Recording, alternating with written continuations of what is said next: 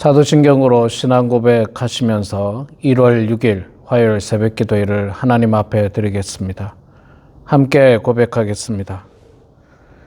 전능하사 천지를 만드신 하나님 아버지를 내가 믿사오며 그 외아들 우리 주 예수 그리스도를 믿사오니 이는 성령으로 잉태하사 동정녀 마리아에게 나시고 본디오 빌라도에게 고난을 받으사 십자가에 못 박혀 죽으시고 장사한 지 사흘 만에 죽은 자 가운데서 다시 살아나시며 하늘에 오르사 전능하신 하나님 우편에 앉아 계시다가 저리로서 산자와 죽은 자를 심판하러 오시리라.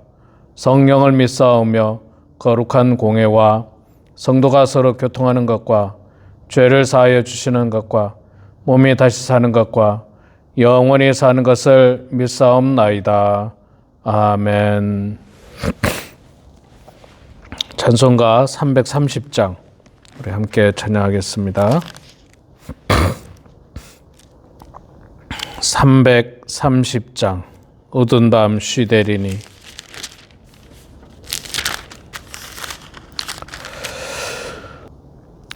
어두운 밤 쉬되리니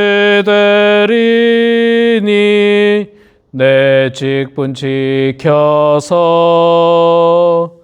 찬 이슬 맺힐 때에 일찍 일어나 해 돋는 아침부터 힘써서 일하라. 일할 수 없는 밤이 속히 오리라. 어두운 밤 쉬되리니 내 직분 지켜서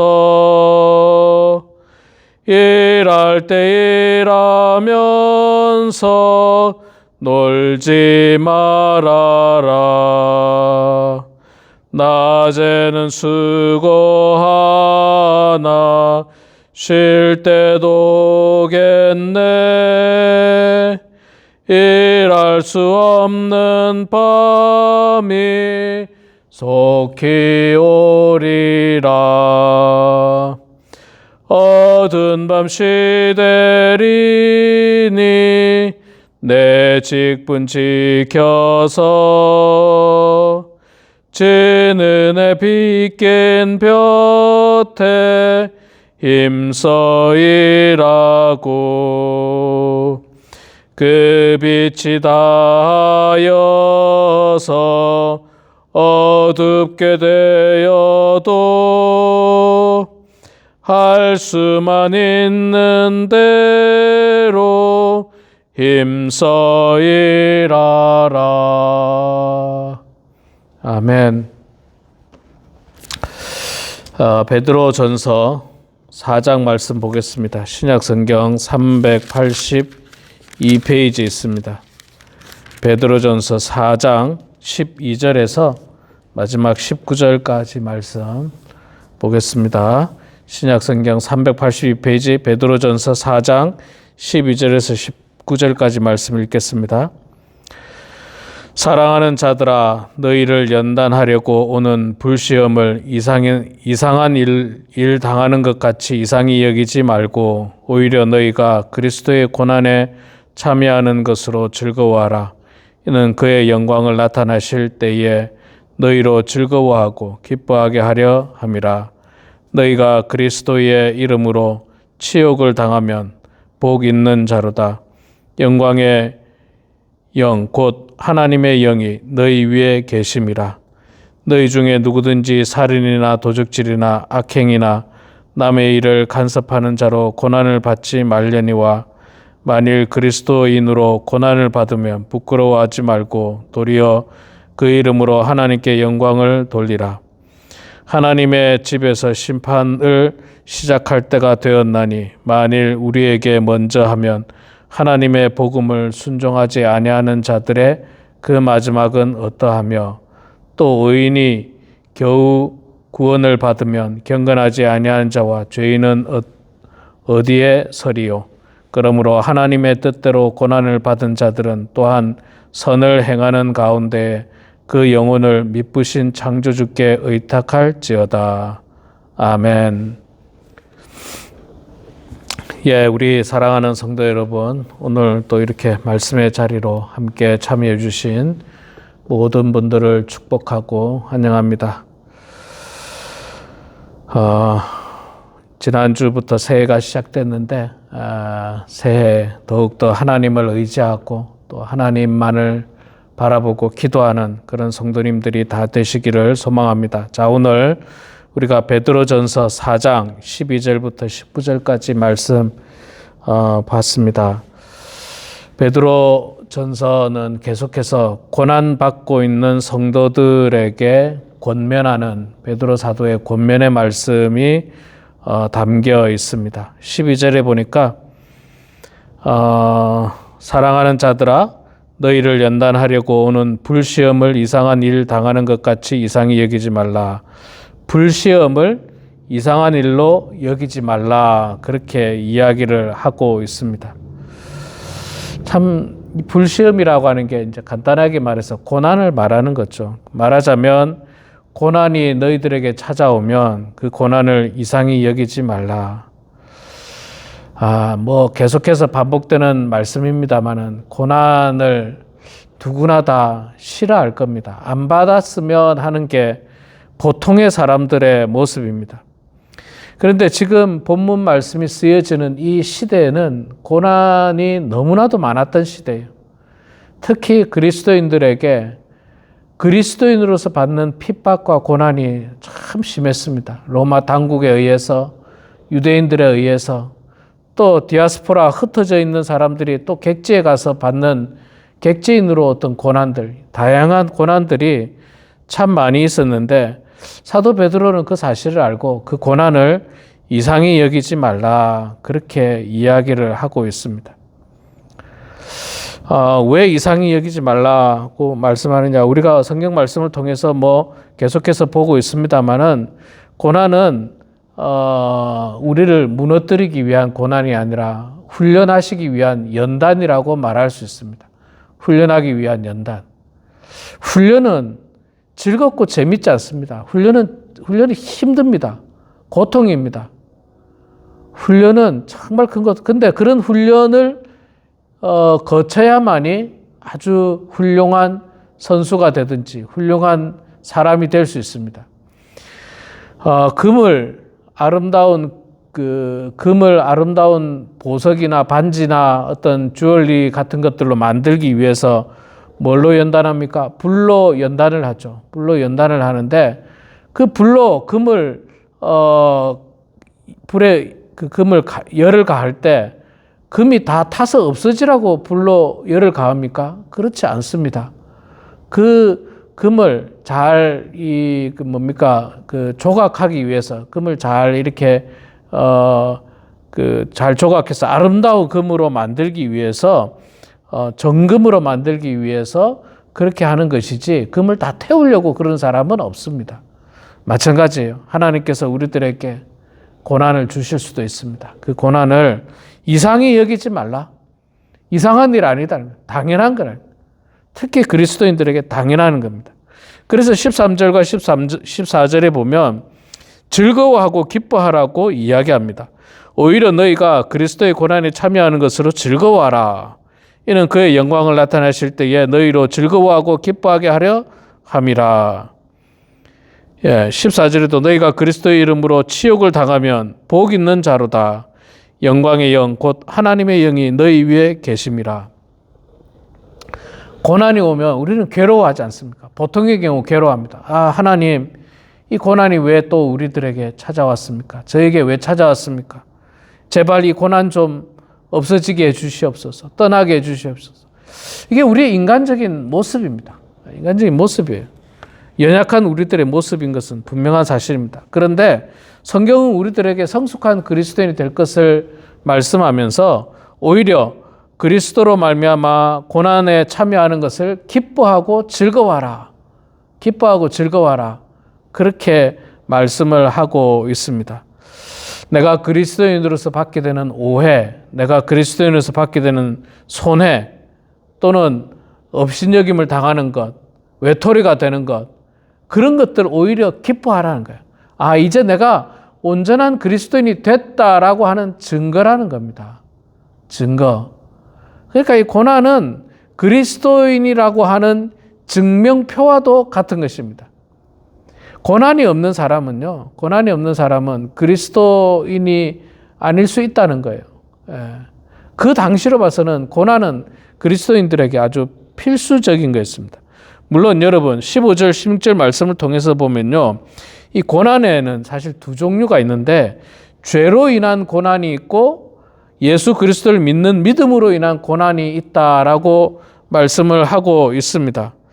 그래서 15절에 보세요. 너희 중에 누구든지 살인이나 도적질이나 악행이나 남의 일을 간섭하는 자로 고난을 받지 않으려니와. 살인, 도둑질, 악행, 남의 일에 간섭하는 일로 고난받는 거는 그거는 죄로 말미암은 고난이에요. 그런 지금 앞서 말씀하는 고난은 그런 고난을 말하는 게 아니에요. 내가 그리스도인이기 때문에 받게 되는 고난을 말하는 거지, 내 죄로 말미암아서 사람을 죽이고 도적질하고 악을 행하고 남의 일에 간섭하고. 근데 이 재밌는 게 살인, 도적질, 악행, 이건 뭐 우리가 나쁜 일이라고 하는 거를 쉽게 이해를 하지 않습니까? 근데 남의 일을 간섭하는 자도 남의 일에 간섭하면 고난받을 수 있다는 거예요. 생각해 보니까 그렇습니다. 남의 일에 지나치게 간섭하면은, 그리고 이거 남의 일에 간섭한다라고 하는 것은 부정적인 의미지 않습니까? 남의 일에 관심을 가진다라는 표현은 약간 긍정적인 의미가 가지고 있는데, 남의 일에 간섭한다는 말은 남의 일에 신경을 끊어야 되는 일에 간섭한다.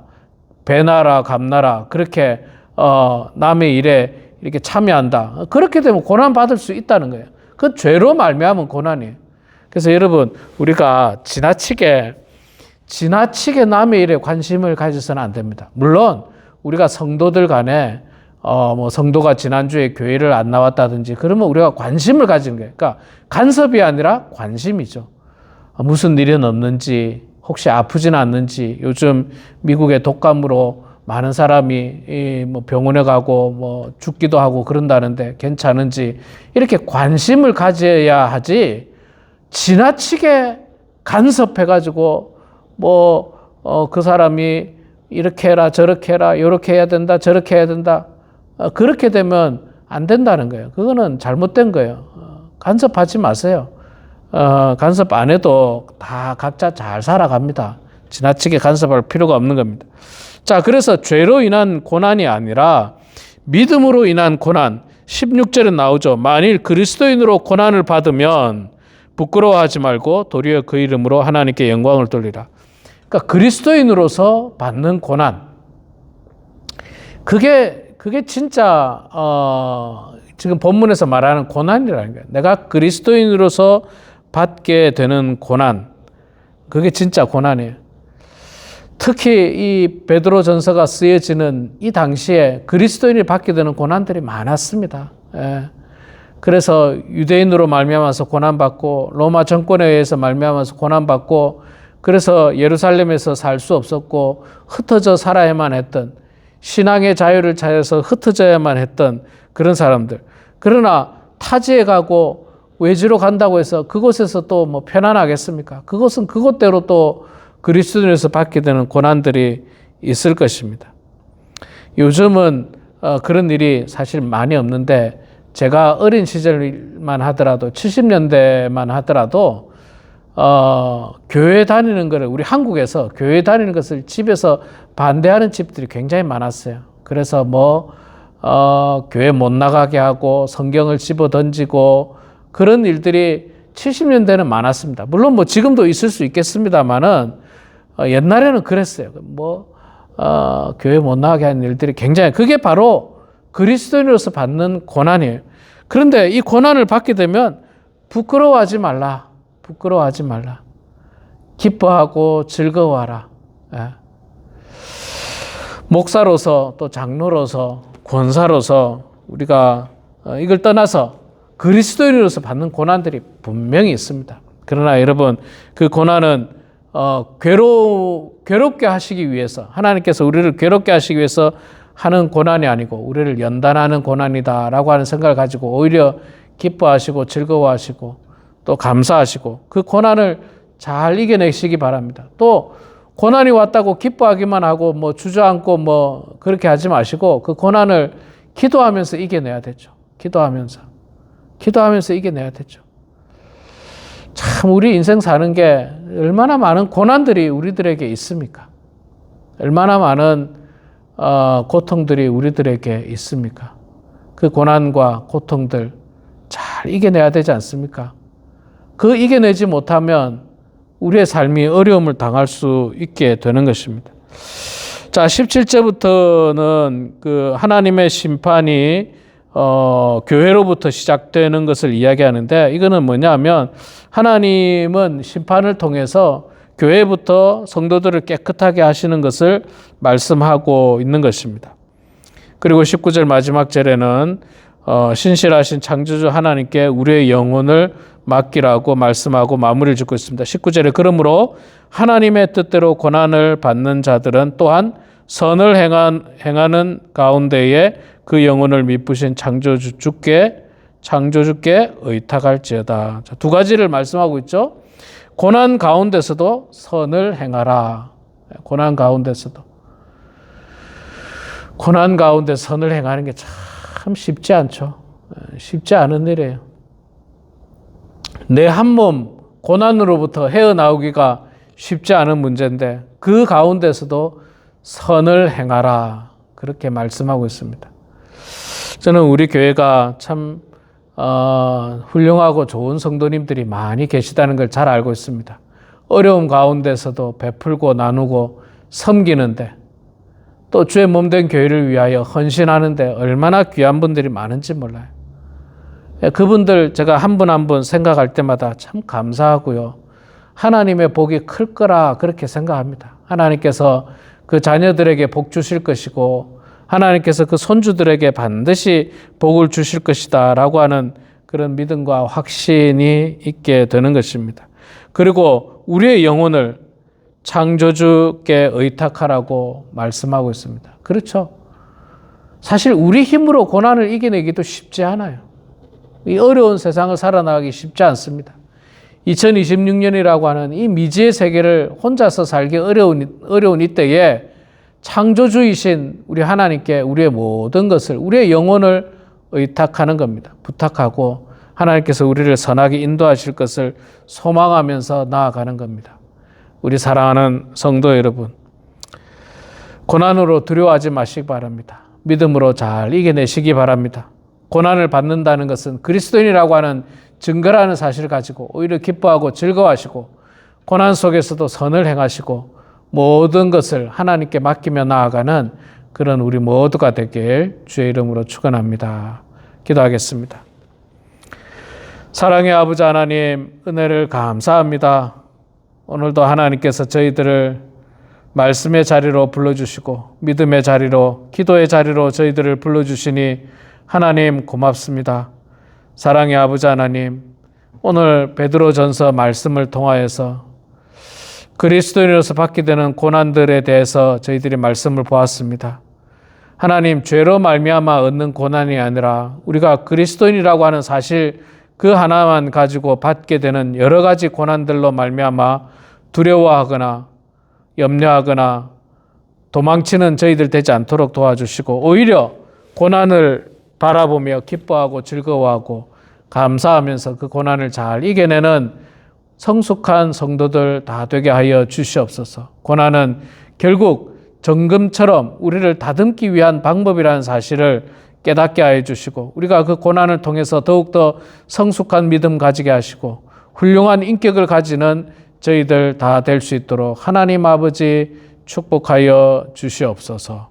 사랑의 아버지 하나님, 우리 범원 한인교회 사랑하는 모든 성도들 한 사람 한 사람 주님께서 복 내려주시고 은혜 가운데 역사하여 주시옵기를 주여 간절히 빌고 소망합니다. 하나님께서 도와주셔서 아버지 하나님의 은총 가운데 우리 사랑하는 모든 성도들이 축복된 삶을 살게 하여 주시고 고난 속에서도 신실한 믿음을 가지고 기도하면서 이겨내고 또 하나님과 동행하는 삶을 통해서 이겨내는 그런 성도들 다 될 수 있도록 도와주시고 더 나아가서 고난 가운데서도 선을 행할 수 있도록 축복하여 주시옵소서.